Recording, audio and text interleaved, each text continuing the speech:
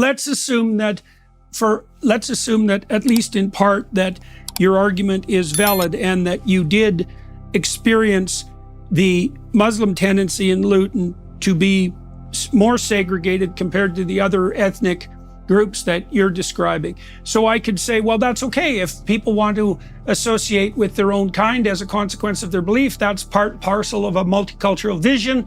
And so why is it that you object to it? And why even do you have the temerity to object to it? People can associate with who they want. And so then it's not reasonable for you to call out a specific religion, regardless of what it believes. And so what do you think of an objection like that? Because we have within that confined Islamic community, and we've had documentaries go down and speak to Muslims in Luton who said, I've never met a non-Muslim. I've never met one. Yeah, they're growing up in Luton. They've never met a non-Muslim. So they're going to go through inward looking, and within that community, it's a problem anyway for integration and assimilation, but within that community, and again, I bring on our last episode, I spoke about Al-Mujahideen. Al-Mujahideen are now a prescribed terrorist organisation, but they never were. And I try to explain it to members of the Muslim community like this.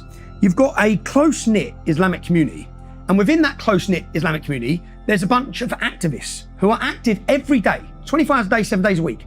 This group are active, and they're teaching all the non-Muslims that they're teaching supremacy and violence against non-Muslims, because within that community, that's what's happening. Al-Mujahideen, 60% of terrorists, UK Muslims on terrorism charges or in jail for terrorism are ex-members of this group.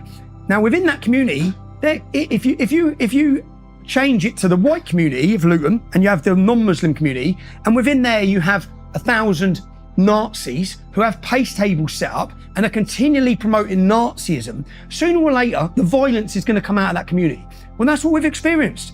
We've experienced something we never even understood. We had to learn about jihad before anyone knew what jihad was, because it was being taught. Jihad was being taught as part and parcel with the Islamic community within my town. So all of these problems, and that's not just that, there's so many problems that come from the community. The hostile view, the mainstream hostile view against women, especially non-Muslim women. Well, those non-Muslim women are my daughter, they're my mum, and they're walking through the streets of Luton.